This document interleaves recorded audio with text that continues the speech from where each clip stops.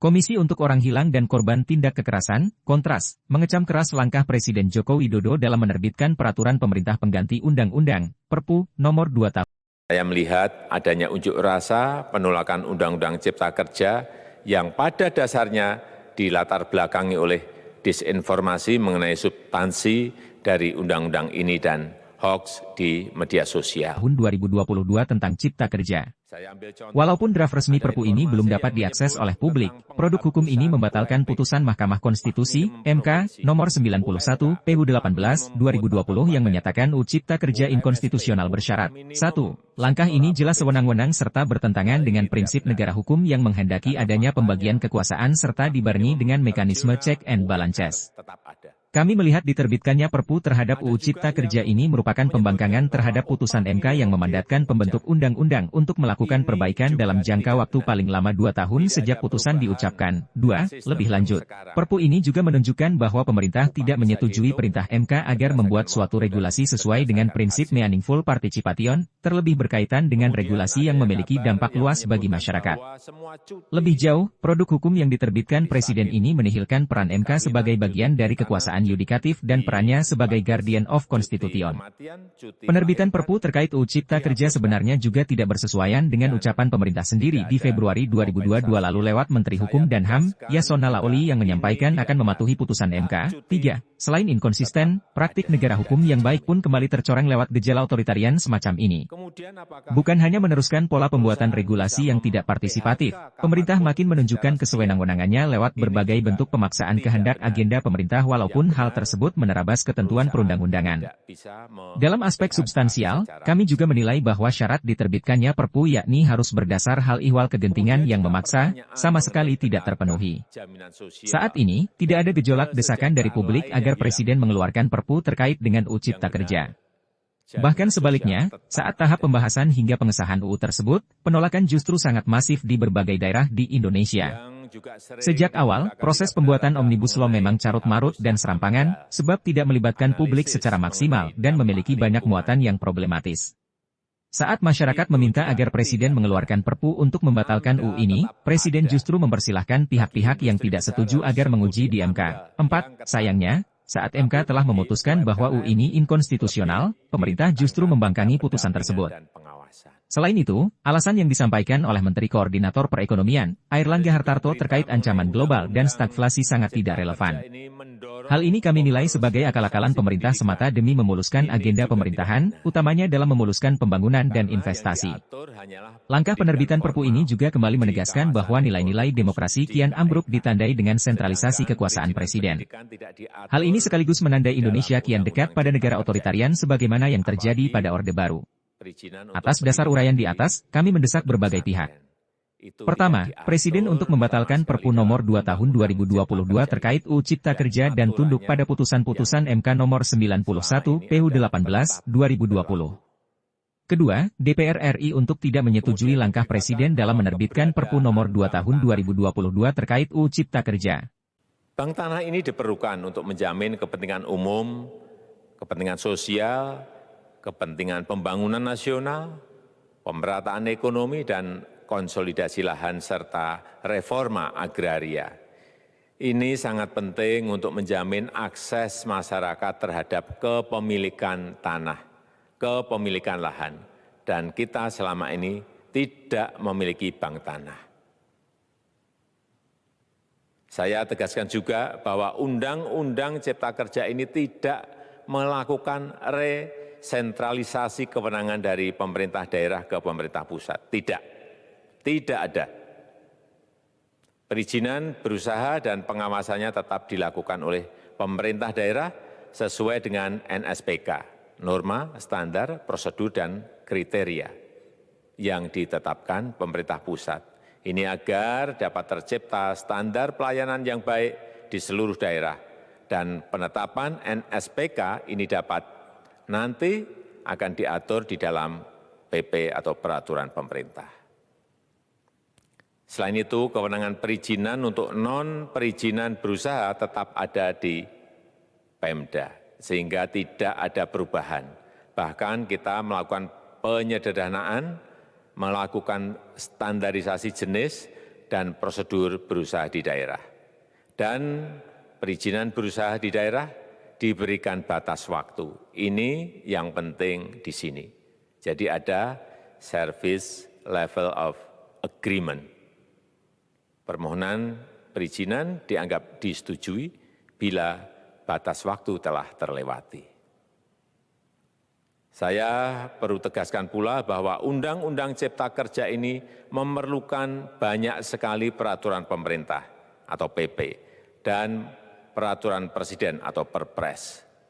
Jadi setelah ini akan muncul PP dan Perpres yang akan kita selesaikan paling lambat 3 bulan setelah diundangkan. Kita pemerintah membuka dan mengundang masukan-masukan dari masyarakat dan masih terbuka usulan-usulan dan masukan dari daerah-daerah. Pemerintah berkeyakinan melalui Undang-Undang Cipta Kerja ini jutaan pekerja dapat memperbaiki kehidupannya dan juga penghidupan bagi keluarga mereka. Dan kalau masih ada, jika masih ada ketidakpuasan terhadap Undang-Undang Cipta Kerja ini, silahkan mengajukan uji materi atau judicial review melalui MK, Mahkamah Konstitusi. Sistem ketatanegaraan kita memang mengatakan seperti itu. Jadi, kalau masih ada yang tidak puas dan menolak, silahkan diajukan uji materi ke MK. Ini adalah simbol perlawanan kita, ada di bawah komando. Jangan bertindak, tetap semangat.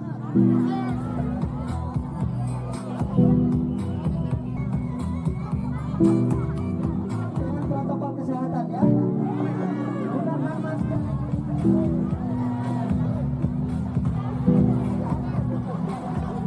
Buruh bersatu, rakyat sejahtera. Saya bicara buruh bersatu.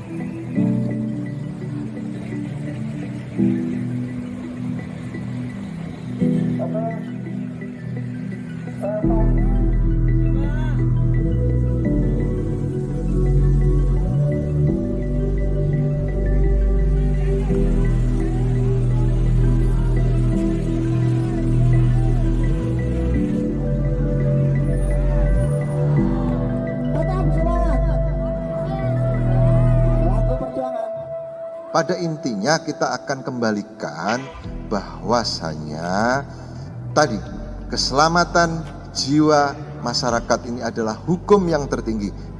Pemikiran inilah yang dijadikan pedoman terhadap dikeluarkannya Polri tersebut. Termasuk Polri disampaikan di situ untuk tidak memberikan izin demo. Memang betul di TR itu disampaikan demikian dengan harapan apa? Wilayah tidak menerima pemberitahuan atau tidak mengeluarkan surat tanda terima pemberitahuan.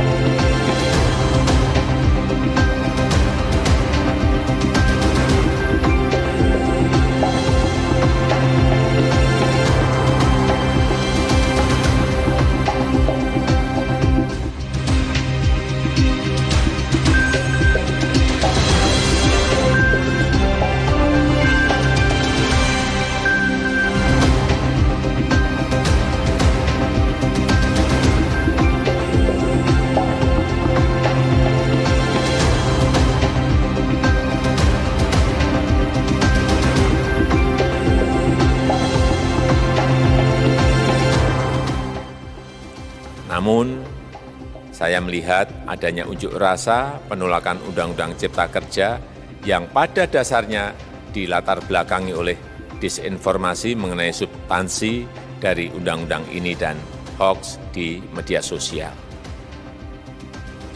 Saya ambil contoh, ada informasi yang menyebut tentang penghapusan UMP, upah minimum provinsi, UMK, upah minimum kota kabupaten, UMSP, upah minimum sektoral provinsi. Hal ini tidak benar, karena faktanya upah minimum regional, UMR, tetap ada. Ada juga yang menyebutkan bahwa upah minimum dihitung per jam. Ini juga tidak benar. Tidak ada perubahan dengan sistem yang sekarang.